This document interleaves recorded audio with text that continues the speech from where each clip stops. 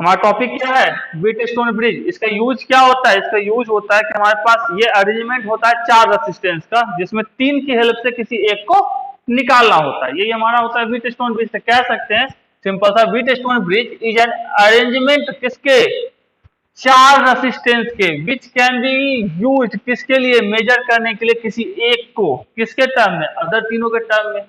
या दूसरे शब्दों में कहे तो हमारा 3 को यूज करके किसी एक को निकालेंगे। यदि ये बैलेंस होगा तो नॉर्मली हमारा क्या पढ़ना है, हमको बैलेंस व्हीट स्टोन ब्रिज पढ़ना है। तो बैलेंस का मतलब क्या होता है, जब आगे देखेंगे P by Q is equal to R by S हो जाए, मतलब इन दोनों का रेशियो रेसिस्टेंस का, इन दोनों के रेसिस्टेंस के रेशियो के बराबर यदि हो जाता है तो ये बैलेंस कहलाएगा, अदरवाइज ये क्या कहलाएगा, अनबैलेंस्ड।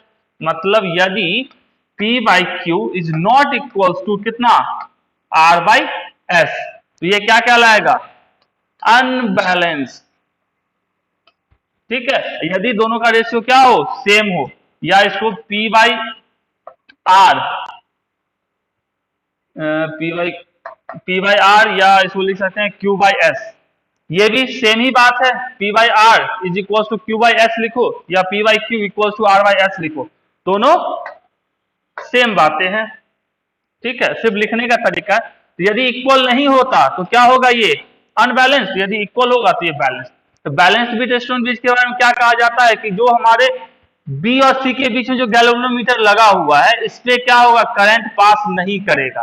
तो कह सकते हैं क्या, सेड टू बी बैलेंस्ड कब, व्हेन डिफ्लेक्शन इन गैल्वेनोमीटर, जो गैल्वेनोमीटर लगा हुआ उससे करंट पास नहीं करे। या कह सकते हैं नो करंट पासिंग थ्रू, किसके थ्रू, गैल्वेनोमीटर। इसका मतलब क्या है, potential at B is equal to potential at D. यदि करंट फ्लो कब कब होता है, जब पोटेंशियल डिफरेंस होगा। यदि 2 पॉइंट का पोटेंशियल सेम हो जाए तो करंट का फ्लो क्यों होगा।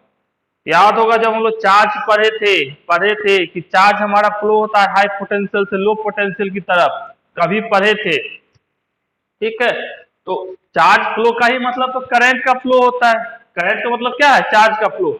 जब सेम पोटेंशियल रहेगा तो चार्ज फ्लो ही नहीं करेगा, तो मतलब BD और BD की वैल्यू क्या होगी, सेम होगी। तो यदि कोई बैलेंस कंडीशन में है तो क्या कह सकते हैं, P by Q is equal to R by S, या P by R is equal to Q by S. इसको और हम यदि खूबसूरत तरीके से बनाना चाहते तो कुछ ऐसा इसको बना सकते थे। कैसा,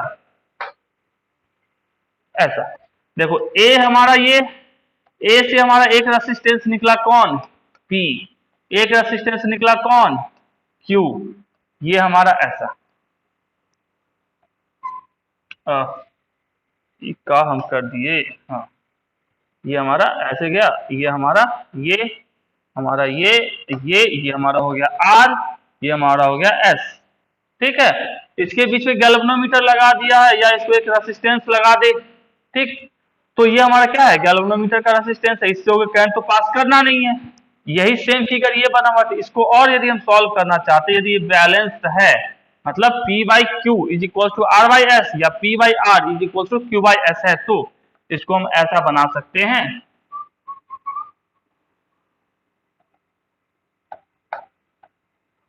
ऐसा, ये हमारा दोनों रेसिस्टेंस PQ सीरीज में और RS सीरीज में, दोनों को जोड़ लिए सीरीज वाले को, फिर दोनों का पैरेलल निकाल देंगे। तो ये डायग्राम जस्ट हम बनाए थे, इसको इस तरीके से लिख सकते हैं। और यदि हमको निकालना हो तो इन दोनों का पहले इक्विवेलेंट निकाल लेंगे, इन दोनों का इक्विवेलेंट निकाल के दोनों को पैरेलली जोड़ देंगे, तो हमको इस पॉइंट और इस पॉइंट के बीच का क्या निकल जाएगा, इक्विवेलेंट रेसिस्टेंस।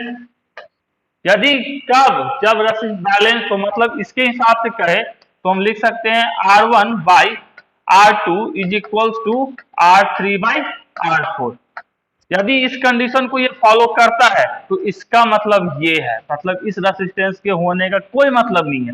इसको चुपचाप निकाल लेंगे, किसी और काम में यूज कर लेंगे, और इसको ऐसा करके इसको सॉल्व कर लेंगे। ठीक है बउआ, समझ में आया। सेम कहानी कैपेसिटर के केस में भी चलेगी। यदि कहां पे C1 by C3 is equal to C2 by C4 हो, या C1 by C2 is equal to कितना, C3 बाई C4 हो, तो ये हमारा क्या कहलाएगा, बैलेंस व्हीट स्टोन ब्रिज। या इसको लिखते हैं ऐसा, C1 by C3 is equal to कितना, C2 बाई C4। ऐसा लिखो चाहे ऐसा लिखो, सब एक ही बात है। तो लिख सकते हैं C1/C2 is equal to C3/C4। तो ये बैलेंस्ड होगा, तो बीच में जो हमारा रेसिस्टेंस कैपेसिटर है इसको हटा देंगे। अब ये दोनों हमारे कैसे आ गए सीरीज में, ये दोनों कैसे आ गए सीरीज में। सॉल्व करेंगे सीरीज वाले को, फिर दोनों पैरेलल में आएगा, पैरेलल में सॉल्व करेंगे, इस दोनों पॉइंट के अकॉर्डिंग टू इक्विवेलेंट हम लोग निकाल सकते हैं। ये पॉइंट हमारा ये है, यहां से दो रेसिस्टेंस निकले हैं, एक हमारा कितने का 4 ओम का, एक हमारा 6 ओम का। ये हमारा 6 का, ये हमारा 4 का है। और यहां से एक 2 ओम का लगा हुआ है, और यहां से एक लगा हुआ है हमारा 3 ओम का, और इस दोनों पॉइंट के बीच में हमारा एक रेसिस्टेंस पड़ा है 4 ओम का। चलो अब ये कुछ ऐसा है। सबसे पहले हम चेक करेंगे ये बैलेंस्ड है या नहीं है। मतलब 4/6 इज इक्वल टू 2/3 होता है। 4/6 इक्वल टू कितना 2/3, और 2/3 इक्वल टू मतलब बैलेंस्ड है। मतलब इसको और सिर्फ इस बंदे को लिखते तो कैसा लिखते, ये हमारा ऐसा, ये ऐसा, ये ऐसा, ऐसा, ऐसा, ऐसा, ये कितना 4, ये 2, ये 6, ये 3। तो इक्विवेलेंट रेसिस्टेंस कितना होगा, ये दोनों सीरीज में है, मतलब ऊपर वाले का 6 और नीचे वाले का 9। मतलब इसको नेक्स्ट बनाते फिगर, तो ये हमारा हो जाता 6, ये हमारा हो जाता 9। दोनों कैसे हैं, पैरेलल है। तो 1/r इक्विवेलेंट इक्वल टू क्या लिखते हैं 1/6 प्लस 1/9। तो इसका एलसीएम लेंगे तो कितना हो जाएगा 18, ये हो जाएगा 3 प्लस 2। तो आर इक्विवेलेंट इक्वल टू कितना 18/5। तो यहां से आर इक्विवेलेंट इक्वल टू हमने निकाल लिया 18/5। ठीक है। तो अब सर्किट इक्वेशन एक्चुअली कैसा दिखता है, ये हमारा रेसिस्टेंस, ये हमारा बैटरी, ऐसा। ठीक है, यहां से करंट आई जा रही है, इसका रेसिस्टेंस कितना है 18/5 ओम। सर्किट इक्वेशन से क्या लिखते हैं V equals to I into R. ये कितना है हमारा V equals to I into R. तो आई हमसे पूछा जा रहा है I equals to V/R। V कितना, V के बारे में कुछ बोला नहीं, चलो V का भी रहने देते, R की जब रखेंगे V बाई कितना 18/5। ये कितना हो गया 5V/18 होगा।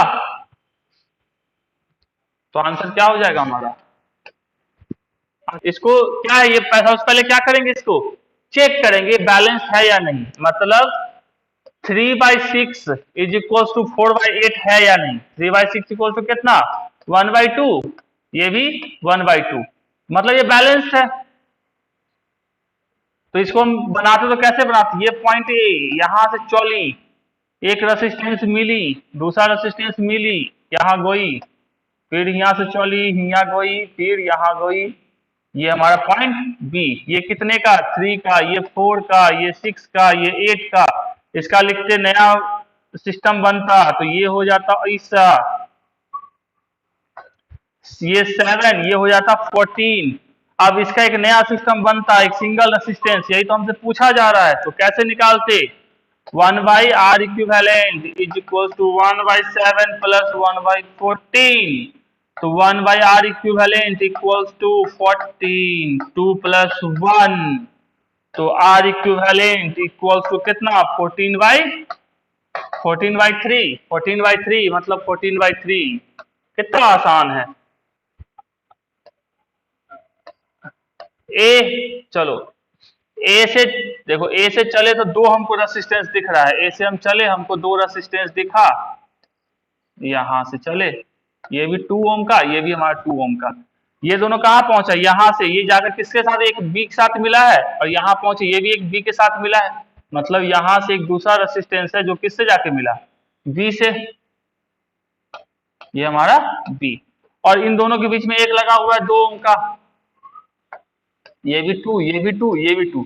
ये बैलेंस्ड है क्योंकि 2/2 1, 2/2 1। मतलब इसको सिंपल सा लिखते तो क्या लिखते, ये 2 का, ये 2 का, ये भी 2, ये भी 2, 2 2 2 2। तो इसका सिंपल सा हो जाता हमारा क्या 4, ये भी हमारा 4।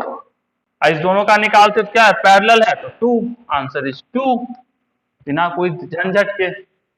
देखो ये क्या कह रहा है, देखो पी क्यू आर इच कितना 2 ओम का resistance and unknown resistance S from the 4 arm of the Wheatstone bridge circuit. अब हमारा व्हीटस्टोन यदि हम बनाते हैं तो कैसा बनाएंगे, एक हमारा रेसिस्टेंस ये, ठीक है, एक रेसिस्टेंस ये, दूसरा तीसरा रेसिस्टेंस ये और चौथा रेसिस्टेंस ये।